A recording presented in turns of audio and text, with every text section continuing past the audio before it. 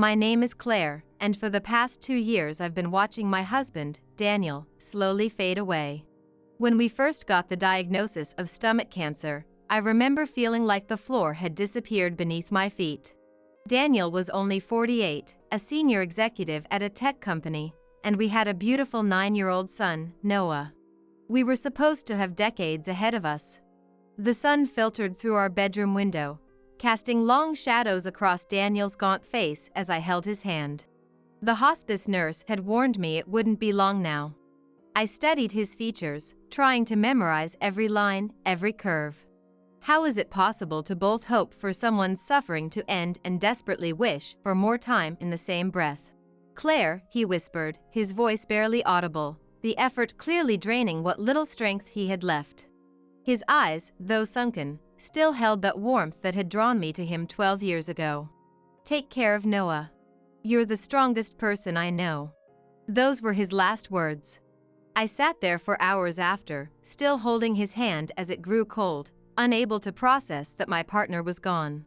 My body felt hollowed out, as if someone had scooped away everything inside me, leaving just an empty shell. The room grew darker as evening approached, but I couldn't bring myself to turn on a light. The one small blessing in this nightmare was that Daniel's financial success meant we could afford the best treatment available. We had flown to specialists across the country, tried experimental therapies, and spared no expense. But as the months dragged on, it became clear that all this treatment was just buying time, not offering a cure. Through it all, Susan and Jack, Daniel's parents, were our rocks. They lived just 20 minutes away and stepped in without hesitation when things got tough. "Claire, we'll pick Noah up from school today," Susan would say on days when Daniel was scheduled for treatment, her gentle voice steady and reliable. "Don't worry about dinner either. I've made extra lasagna, Daniel's favorite. Maybe it'll tempt his appetite." Noah would often tug on my sleeve when I tucked him in at night, his eyes wide with hope and fear, so much like his father's that it made my heart ache. "Mom, when is Dad going to get better?" I never knew what to say. How do you tell a child that his father is dying? So, I just stroked his dark hair, so much like Daniel's before the chemo took it, and said, "The doctors are trying their best, sweetie." My own parents, on the other hand, were a different story. My mother, Patricia, and my father, Richard, lived just as close as Daniel's parents, but they might as well have been on another planet. Their sprawling colonial in the suburbs, with its manicured lawn and pristine white fence, seemed to symbolize the distance between us, perfectly maintained on the outside, cold and unwelcoming within. "Mom, can you pick up Noah from school today? Daniel has had a bad reaction to the chemo, and Susan has a doctor's appointment." My fingers clutched the phone tightly as I waited for her response, already anticipating the excuse. "Oh, Claire, I'm so sorry, but we promised to help your sister with her apartment hunting today. You know how Vanessa gets when she's stressed." Patricia's voice held that familiar tone, polite regret that never quite reached sincerity. It was always Vanessa. It had been that way my entire life. When I was 7, my parents missed my school play because Vanessa had a cold. When I graduated high school, they left right after the ceremony to get to Jessica's dance recital, even though she was just in the ensemble. I'd gotten used to it over the years. Daniel became my family, and his parents treated me more like a daughter than my own ever did. So, when Daniel's condition took a turn for the worse last month, I braced myself for the end, surrounded by the family that had chosen me. The night Daniel died, I was holding his hand. His breathing had become shallow hours before, and the hospice nurse had warned me it wouldn't be long. Susan and Jack arrived at the house within an hour of my call, their faces etched with the same grief that was consuming me. Susan's eyes were red-rimmed, but her voice remained steady as she wrapped her arms around me. "We're here, sweetheart," she said softly, her perfume, something floral and comforting, enveloping me like a familiar blanket. "We'll always be here." Jack stood quietly beside her, his tall frame somehow smaller in that moment, one hand on Noah's shoulder. The four of us huddled together in the dimly lit living room, bound by loss and love. That night, I sent a text to my mother, "Daniel passed away tonight." I couldn't bring myself to call.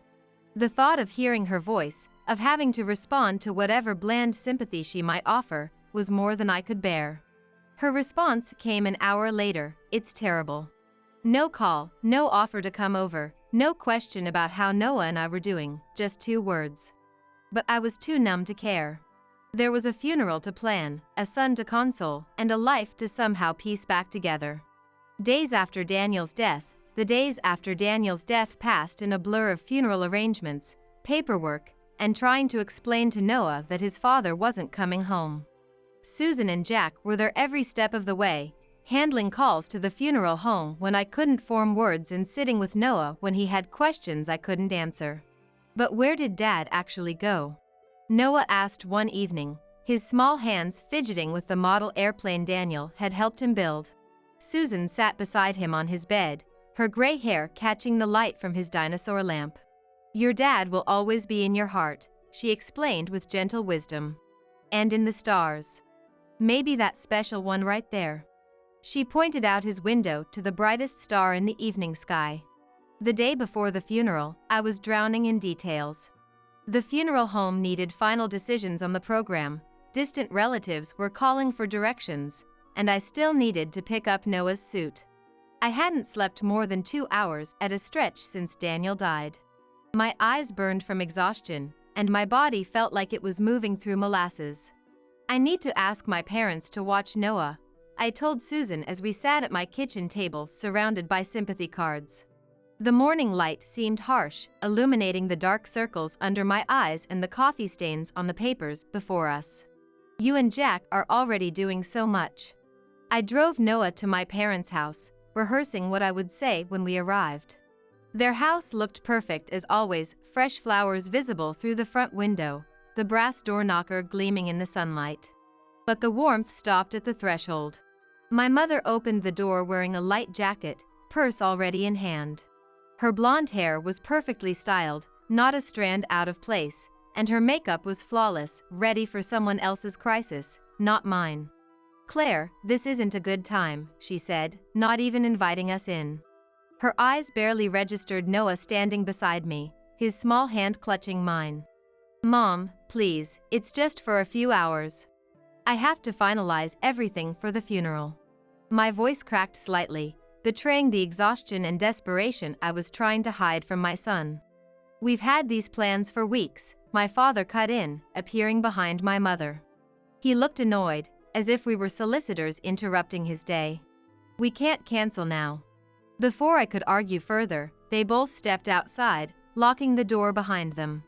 The sound of the lock turning felt like a perfect metaphor for our relationship. They had always shut me out when I needed them most.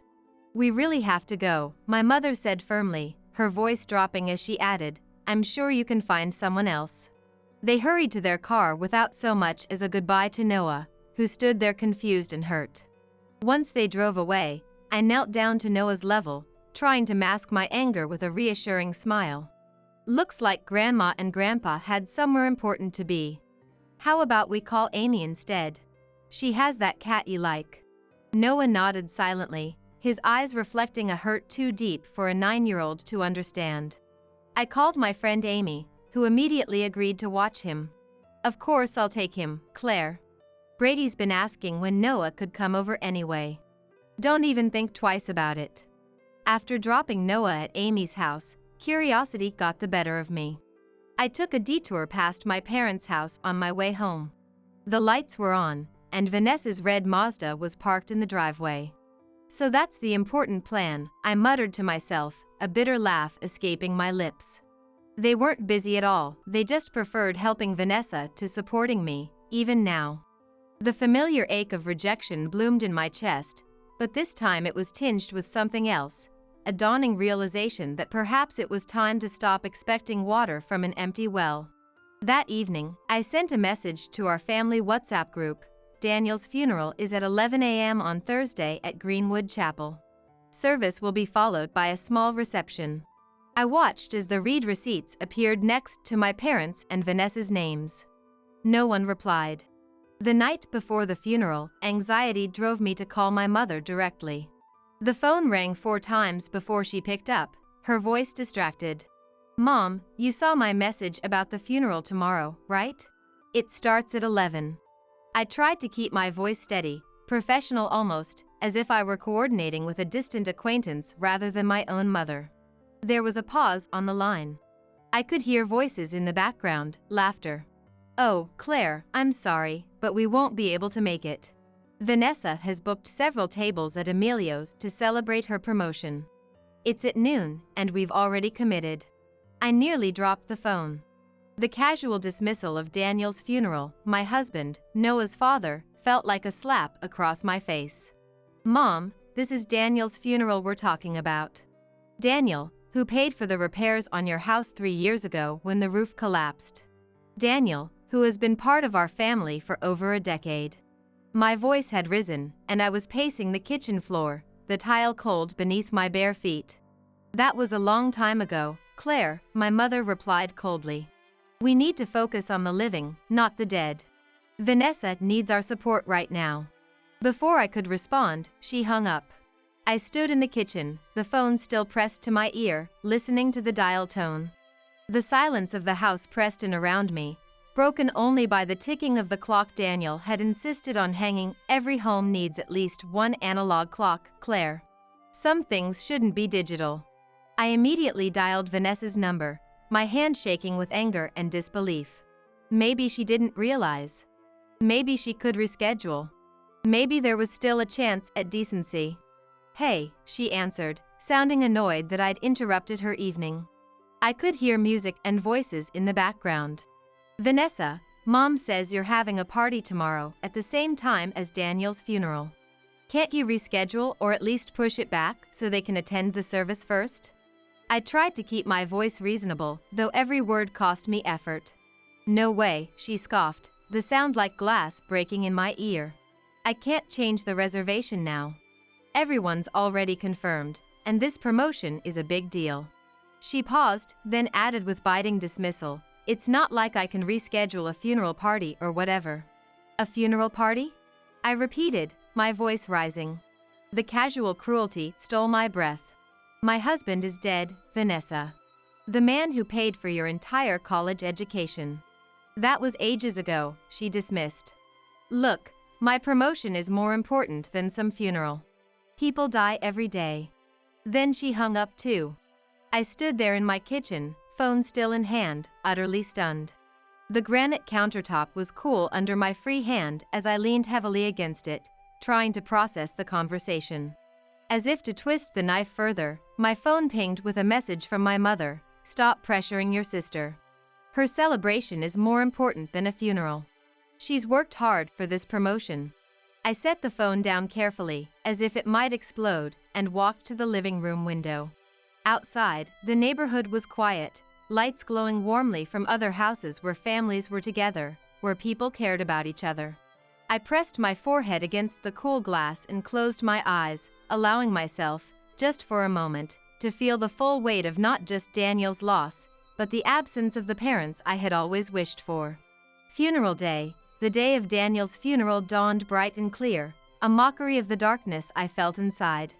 The sky was that perfect shade of blue that Daniel had always loved, the kind he'd point to when we went hiking, saying, that's why they call it heaven, Claire. Now that blue felt like a personal affront. I stood in front of my closet, staring at the black dress I'd bought specifically for this day. The fabric felt foreign in my hands, heavy with significance.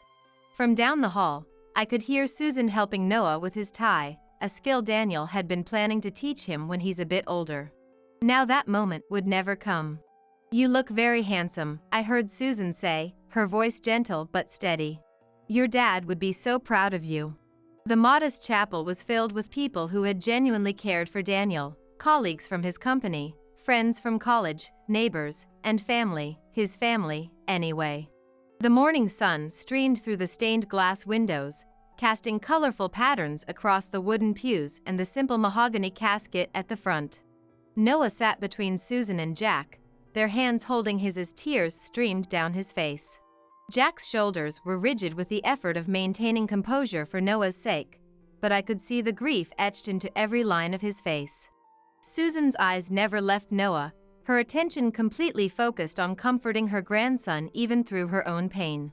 During the eulogy, I stood at the podium, my hands gripping the edges to stop them from shaking. The faces before me blurred as I spoke about Daniel's generosity, his kindness, and his unwavering devotion to our son. Daniel lived with purpose, I said, my voice surprisingly steady despite the hurricane of emotions inside me. He believed that success meant nothing if it wasn't shared. He poured his heart into being a husband, a father, a son, and a friend. He measured his life not in achievements or possessions, but in moments of connection. I glanced at Noah, his small face solemn and tear-stained. He was especially proud of being Noah's father. He said that watching Noah grow was like seeing the world become new again every day. After the service, the chapel emptied into the reception area where photos of Daniel throughout his life were displayed. Several people approached me, offering condolences and asking about my parents' absence. I was surprised not to see your folks, Daniel's college roommate said, a tall man with kind eyes who had traveled from Seattle for the funeral. Are they ill? They had a prior commitment, I replied stiffly, not wanting to elaborate. The words tasted bitter on my tongue. Susan noticed my discomfort from across the room and smoothly appeared at my side. Claire, I think Noah needs you for a moment, she said, gracefully steering me away from the conversation. In the quiet hallway, she squeezed my hand. You're doing wonderfully, dear. Almost through. That night, after everyone had gone home and Noah had finally fallen asleep, I sat alone in the living room, surrounded by sympathy cards and flower arrangements. The house felt impossibly empty without Daniel, the silence so loud it hurt. His favorite chair sat vacant, the book he'd been reading still on the side table with a bookmark eternally stuck on page 158. My phone buzzed with a text from Vanessa. Hope the funeral went okay. Mom posted pics from my party. Got promoted to senior account executive. Party popper confetti ball, no condolences, no acknowledgement of what I'd just been through, just a celebration of her accomplishment, complete with party emojis. I turned off my phone without responding and went upstairs to check on Noah. He was sleeping soundly, clutching the teddy bear Daniel had given him on his last birthday. I crawled into bed beside him, finding comfort in the steady rhythm of his breathing, and for the first time since Daniel died, I let myself cry without restraint, for Daniel, for Noah, for the family I had lost, and for the one I still had. The week after, for the next week, I moved through life in a fog. I'd go through the motions of making breakfast for Noah, smiling at appropriate times, answering condolence calls with rehearsed gratitude, but inside I felt hollow. Sometimes I'd find myself standing in a room with no memory of why I'd entered it, or staring into the refrigerator without seeing its contents. Susan and Jack came by daily, bringing food, taking Noah to the park, helping me sort through Daniel's belongings. Do you want me to help with these? Susan asked one afternoon, gently touching a stack of Daniel's sweaters I'd been avoiding. She didn't pressure me when I shook my head, just nodded in understanding. Whenever you're ready, dear. My parents didn't call once, not to check on their grandson, not to see how I was holding up, nothing. The absence spoke volumes, louder than any words could have. A week after the funeral, I received a call from Daniel's lawyer, Mr. Wilson.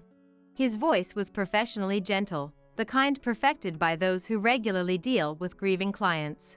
Mrs. Turner, it's time to discuss Daniel's will, he explained.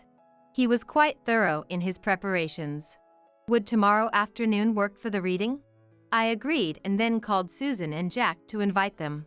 They'd been named in the will, of course, and Daniel would have wanted them there. The next day, Mr. Wilson arrived at our house at precisely 2 p.m., carrying a leather briefcase and wearing a somber expression that softened when he saw Noah. He knelt down to the boy's level, extending his hand for a formal handshake. Your father spoke of you often, he told my son with genuine warmth. He was very proud of you. Noah's small hand disappeared into Mr. Wilson's larger one, his solemn nod acknowledging the connection to his father. We all settled in the living room, me, Noah, Susan, and Jack, ready for what I expected to be a straightforward reading. The afternoon sun cast long shadows across the hardwood floor, and the house was quiet except for the occasional creaking of the old leather armchair where Jack sat. Daniel and I had discussed his wishes extensively during his illness, so there would be no surprises. But just as Mr. Wilson was about to begin, the doorbell rang, its chime jarring in the quiet room. "Are you expecting anyone else?" Susan asked, looking confused, her reading glasses perched on the end of her nose. "No," I replied, equally puzzled as I went to answer the door. The sight that greeted me was so unexpected that I nearly slammed the door shut immediately. My parents and Vanessa stood on the porch, all wearing expressions of exaggerated sympathy that didn't reach their eyes. My mother had dressed for the occasion in an understated navy dress that still managed to look expensive, while my father fidgeted with his tie. Vanessa stood slightly behind them, examining her manicure with poorly disguised boredom. "What are you doing here?" I asked bluntly, making no move to step aside and let them in. The memory of their absence at the funeral was still raw, a wound that hadn't even begun to heal. "We heard about the reading," my mother said, trying to look past me into the house. Her voice dropped to a stage whisper. "Daniel wasn't a stranger to us, you know. We have a right to be here." "A right?" I repeated incredulously, my hand tightening on the doorknob. "You couldn't be bothered to come to his funeral, but you have a right to be at his will reading?" The irony was so thick I could almost taste it. My father cleared his throat, the sound like sandpaper. "Now, Claire, there's no need to bring up old grievances. We're here to support you." His tone was the one he'd always used when he thought I was being difficult, condescending and impatient. "Support me?" I laughed bitterly. "That's rich." But before I could shut the door, my mother gently pushed past me, with my father and Vanessa following close behind. "We're family," she said firmly, as if that explained everything, as if the word family was a password that granted automatic access. I stood there stunned by their audacity as they made their way to the living room, my mother's heels clicking on the hardwood floor like an advancing army. When I returned to the living room, the atmosphere had changed completely. Susan and Jack's faces had darkened when they saw who had arrived, their welcoming warmth replaced by protective wariness. "What are they doing here?" Jack whispered when I sat down beside him, his voice low enough that only I could hear. "I have no idea," I replied, my hand shaking with anger as I smoothed my skirt. "But I'm not going to make a scene in front of Noah." His small presence beside me was a reminder of what really mattered today. Mr. Wilson, ever the professional, merely raised an eyebrow before continuing. "Shall we proceed with the reading of the will?" he asked, his tone neutral as he opened his briefcase and removed a folder. My parents and Vanessa sat on the couch opposite Susan and Jack, with Noah beside me in an armchair. The tension in the room was suffocating, like the air before a thunderstorm. The will reading, I, Daniel Andrew Turner, being of sound mind, declare this to be my last will and testament, Mr. Wilson began, reading from the formal document. His voice was measured and clear, creating a strange formality in our living room where just weeks ago Daniel and I had been curled up watching movies with Noah. Daniel had left everything meticulously organized, detailed plans for every aspect of our lives without him. The thought made my throat tighten. Even in his final months, he'd been taking care of us, planning for a future he wouldn't see. To his parents, he left $200,000, enough to ensure their comfortable retirement and to thank them for their unwavering support throughout our marriage and his illness. "We never expected," Susan began, her voice breaking as Jack held her hand tightly. Her eyes shimmered with tears, but there was something else there too, a fierce pride in her son's thoughtfulness. Then came the main provisions. To me, he left our house, 2 apartments in the city center that I hadn't even known he owned, and $400,000 in liquid assets. "The apartments generate significant rental income," Mr. Wilson explained, adjusting his glasses as he looked at me. "Daniel purchased them as investments 3 years ago. They are in excellent locations and are currently leased to long-term tenants." I sat there stunned by the extent of Daniel's planning. I knew we were financially comfortable, but I had no idea he'd made these additional investments. He'd ensured Noah and I would be financially secure, no matter what. The realization brought fresh tears to my eyes, another expression of his love, hidden until now. As Mr. Wilson continued reading, I noticed my mother's expression change from faint sympathy to undisguised interest. Her eyes narrowed slightly, calculating. Beside her, Vanessa sat up straighter, suddenly paying attention where before she'd been scrolling through her phone beneath the coffee table. When the lawyer finished, my mother clapped her hands together, the sound jarringly cheerful in the somber room. "Well, this is wonderful news, isn't it, Claire?" Her voice was bright and brittle as glass. "You're quite well off now." The room fell silent. Susan and Jack stared at her in shock, their faces mirroring the disbelief I felt. Noah looked up at me, confused by the sudden tension. "I mean," my mother continued, oblivious to the tension, or perhaps deliberately ignoring it, "with 2 apartments and all that money, you can certainly help out family now. Vanessa has been struggling with rent on her place, haven't you, dear?" Vanessa nodded eagerly, her earlier boredom completely gone. "It's so expensive these days, and you have 2 apartments just sitting there." She leaned forward, her eyes fixed on me with an intensity that made me uncomfortable. "I've actually been looking at places in the city center." What a coincidence, right? I couldn't believe what I was hearing. My husband wasn't even cold in his grave, and they were already eyeing his assets. The apartment buildings he'd carefully invested in for Noah's future. "For our security. You should give one of those apartments to Vanessa," my father chimed in, as if it were the most reasonable suggestion in the world. His tone was that of someone proposing a simple solution to an obvious problem. "What do you need 2 for anyway?" I stood up slowly, my hands clenched into fists at my sides. The room seemed to recede around me, narrowing to just these 3 people who had shown up uninvited, who had skipped Daniel's funeral, who now sat in my living room demanding his property. "Are you serious right now?" My voice was low, controlled, but with an edge that made Noah look up at me in surprise. "You skip Daniel's funeral for a party, ignore me and Noah for a week, then show up uninvited to his will reading to demand his property?" "Now, Claire," my father started, his tone condescending, one hand raised as if to pacify an unreasonable child. "There's no need to be selfish. You're alone now, but you have all this wealth. You should share it." "Selfish?"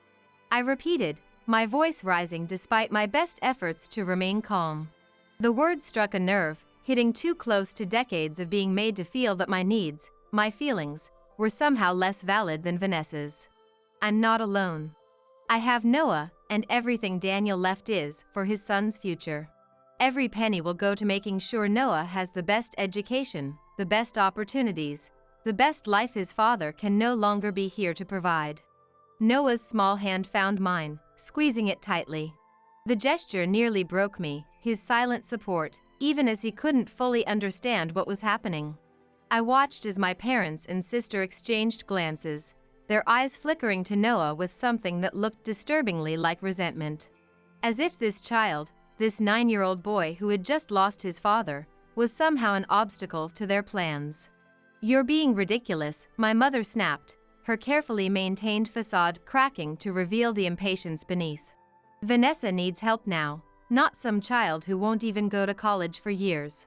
"Some child is your grandson," Jack interjected, his voice tight with anger as he rose to stand beside me. His tall frame seemed imposing now, protective rather than diminished by grief as it had been at the funeral. "And his father just died." My mother's face flushed with anger. "Don't you dare tell me how to treat my own grandson," she snapped at Jack. "We've been in this family longer than you have. And yet you've shown remarkably little interest in being part of it," Susan replied coldly, still seated but with a steely look I'd never seen before. Her normally gentle voice had an edge that could cut glass. "That's enough," I said firmly, my patience finally snapping. The room felt too small suddenly, the air too thick with tension. Noah didn't need to witness this. "Noah, can you go upstairs to your room for a little while? Take Mr. Wilson with you to show him your model airplanes." The lawyer, clearly relieved to escape the family drama, quickly stood and took Noah's hand. "I'd love to see your collection, young man." Noah hesitated, looking up at me with concern in his eyes that no 9-year-old should have to feel for their parent. "It's okay, sweetie," I assured him, bending down to his level. We're just having a grown-up discussion. I'll be up soon." He nodded solemnly and led Mr. Wilson upstairs, the sound of their footsteps fading as they climbed. Once they were out of earshot, I turned to my parents and sister, no longer holding back. The dam that had contained years of hurt, disappointment, and silent acceptance finally broke. "How dare you come into my house days after my husband's funeral that you couldn't be bothered to attend and demand his money?" My voice trembled with emotion, but I didn't care anymore. Daniel worked his entire life to provide for me and Noah. He battled cancer for 2 years, and in all that time, what help did you offer? None. You wouldn't even watch Noah for a few hours. "That's not fair," my father began, but I cut him off with a gesture so sharp it might as well have been physical. "No, what's not fair is that Daniel spent thousands of dollars fixing your roof when it collapsed during that storm 3 years ago." The memory of Daniel, up late working on calculations, insisting that we help my parents even though they'd barely acknowledged his birthday weeks before, fueled my anger. "What's not fair is that we paid for Vanessa's entire college education when you claimed you couldn't afford it." Well, let me make something perfectly clear. I will not be giving any of Daniel's money or property to you, not now, not ever. Every penny will go to supporting Noah and securing his future. That's what Daniel wanted, and that's what will happen. My mother's face contorted with rage, the carefully maintained mask of social propriety completely gone. "You ungrateful child. After everything we've done for you. What exactly have you done for me, Mom? Name one thing, one single act of selfless parenting." I stood my ground, waiting, the silence stretching between us like a chasm. She opened and closed her mouth, unable to come up with an answer. In that moment, I saw her clearly, perhaps for the first time in my life, not as the mother I'd always yearned for, but as she truly was. "That's what I thought," I said quietly. "I think it's time for you all to leave." They gathered their things in stony silence, my mother's movements jerky with barely contained fury, my father's face red with either anger or embarrassment, I couldn't tell which, and didn't care. Vanessa shot me a venomous look as she snatched up her designer purse. "You'll regret this," she hissed as they filed toward the door. "When you need us, don't come crawling back." The door slammed behind them, and I collapsed onto the couch, suddenly exhausted. The house fell quiet again, the echo of the slamming door fading into silence. "You did the right thing," Jack said, his voice gentle but firm as he sat beside me. Susan moved to my other side, her hand finding mine. "Did I? They're still my parents, and Vanessa's still my sister." The words came automatically, the product of decades of making excuses for their behavior. "Biology doesn't make family," Susan said, sitting beside me and taking my hand. Her fingers were warm and steady around mine, her wedding ring, worn for over 40 years, catching the afternoon light. "Love makes family. Showing up makes family. Being there in the hard times makes family." I nodded, knowing she was right but still feeling the ache of rejection that had followed me my entire life. "Noah deserves better than what they offered me," I said finally, the realization crystallizing with certainty. "Yes, he does," Susan agreed, her eyes full of understanding. "And so did you, Claire. So did you." Later that night, after Susan and Jack had gone home and Noah was asleep, I sat down at my computer and saw that my mother had tagged me in a social media post. Heartbroken that my eldest daughter has become so greedy and selfish after her husband's death, refusing to help her struggling sister even though she now has 2 apartments in the city center and plenty of money. Material wealth has changed her. I stared at the screen, watching as sympathetic comments poured in from relatives and family friends who only knew whatever twisted version of the story my mother had fed them. "Don't let Claire get away with this. Family should help family. Poor Vanessa, always struggling while Claire has everything handed to her." My cousin Diane, who I hadn't spoken to in years, "So sorry to hear this, Aunt Patricia. Some people just become selfish when money's involved." My mother's bridge club friend, "It's always the quiet ones who surprise you. Who knew Claire could be so heartless?" I felt a surge of anger unlike anything I'd experienced before. This was a new low, even for my mother, trying to publicly shame me into giving them Daniel's money. I took a deep breath and started typing. If my mother wanted to air our family's dirty laundry in public, then I would give the public the full, unedited version. I've been silent about this for too long, but since my mother has chosen to make our private family matters public, I feel I must respond. 3 days ago, we buried my husband, Daniel, after his 2-year battle with stomach cancer. My parents and sister did not attend his funeral. Why? Because my sister had scheduled a party to celebrate her promotion on the same day, and they felt that was more important. For those who don't know, Daniel helped my parents financially many times over the years, including paying for major repairs to their home and funding my sister's entire college education. Despite this, when I needed help during his illness, even just watching our son for a few hours, they were always too busy. Yesterday, they showed up uninvited to the reading of Daniel's will. Upon learning that he had left me and our son financially secure, they immediately demanded that I give one of our rental properties to my sister because, and I quote, she needs it more than some child. That some child is their 9-year-old grandson who just lost his father. I share this not to hurt them, but because I'm tired of being painted as the villain in a story where I've only ever tried to be a good daughter, sister, wife, and mother. Daniel's money will be used for our son's education and future, as he intended. I hope this clears things up.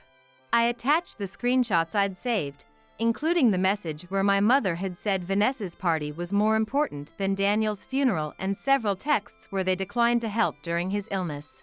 My finger hovered over the post button for several seconds before I finally pressed it. The aftermath, within minutes, the comments on my mother's original post changed tone drastically. It was like watching a wave crash and then recede, leaving a completely different landscape behind. Patricia, is this true? You skipped your son-in-law's funeral for a party? This from her longtime church friend, whose profile picture showed her holding a Bible. I can't believe you'd expect Claire to give away property meant for her son. A cousin from my father's side, who I'd always thought barely knew I existed. Those text messages are shocking. How could you say a party is more important than a funeral? Someone I didn't even recognize, but whose outrage felt strangely validating. Calls and messages came in throughout the evening, relatives and friends expressing shock at my parents' behavior and offering support. Some I hadn't heard from in years suddenly reached out with genuine concern. My phone buzzed so persistently that I finally silenced it, setting its screen down on the coffee table. My mother tried to claim in the comments that I was lying, but the screenshots spoke for themselves. Claire has always been dramatic, she wrote, desperately trying to salvage her reputation. These messages are taken out of context. But no one was buying it. Eventually, she deleted her original post entirely, but the damage to her reputation was done. I sat in Daniel's favorite chair, watching the moonlight create patterns on the living room floor. For the first time since his death, I felt something close to peace, not because I'd won some social media battle, but because I'd finally stood up for myself, for Noah, and for the truth. The next morning, I woke up to dozens of missed calls from my parents and Vanessa.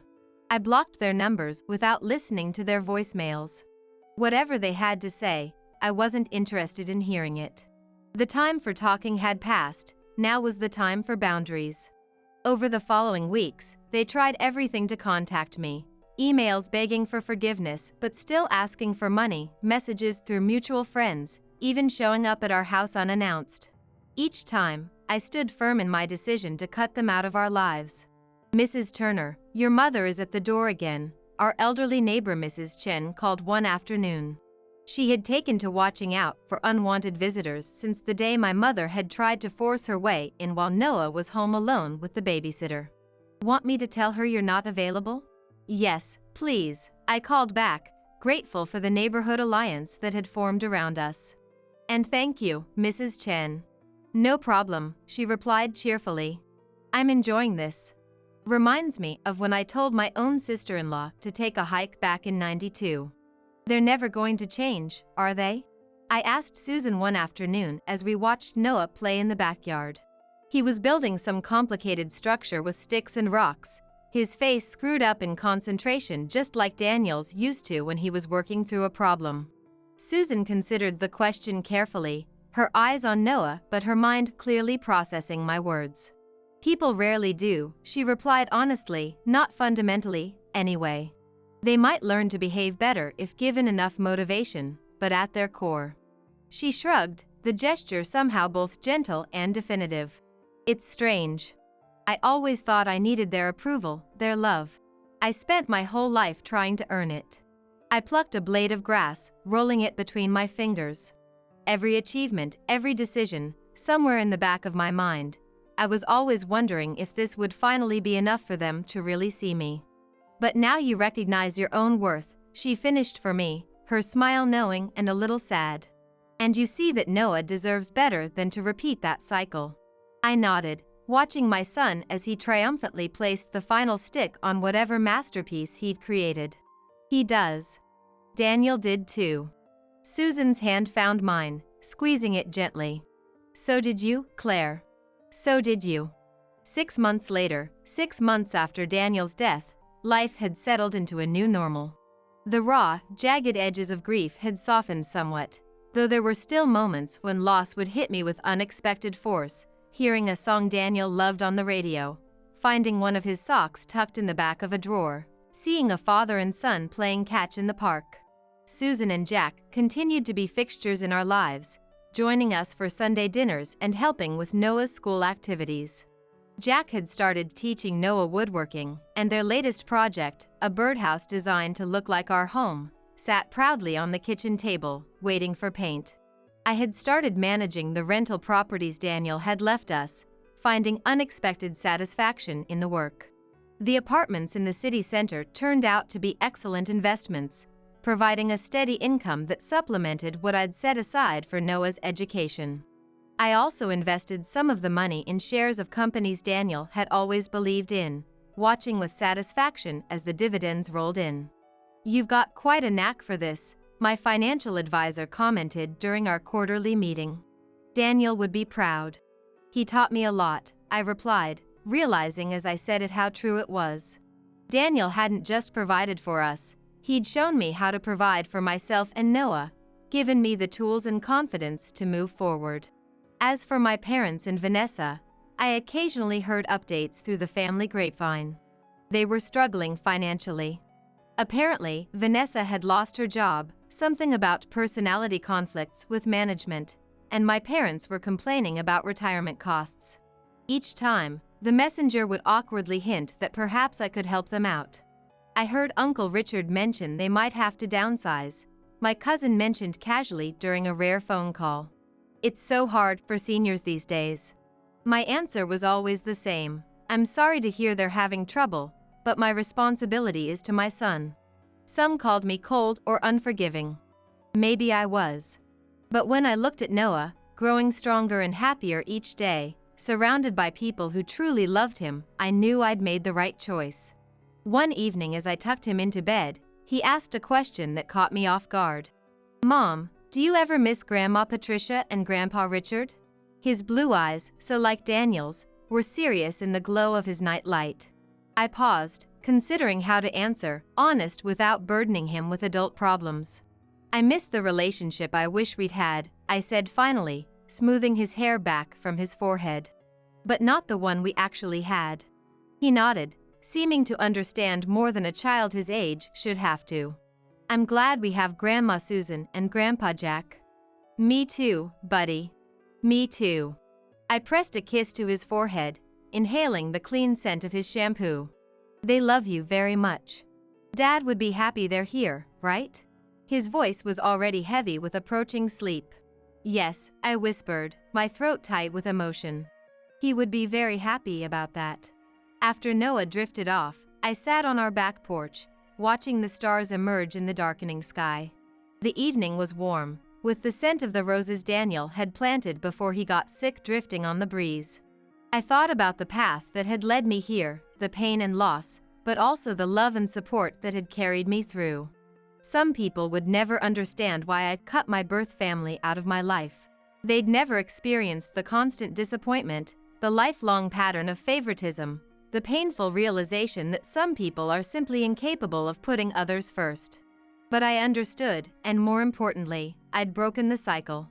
Noah would grow up knowing his worth, surrounded by people who showed their love through actions, not just words, people who showed up when it mattered, who didn't put conditions on their support, who didn't see him as a means to an end. And somewhere, I like to think, Daniel was watching, satisfied that despite everything, we were going to be okay.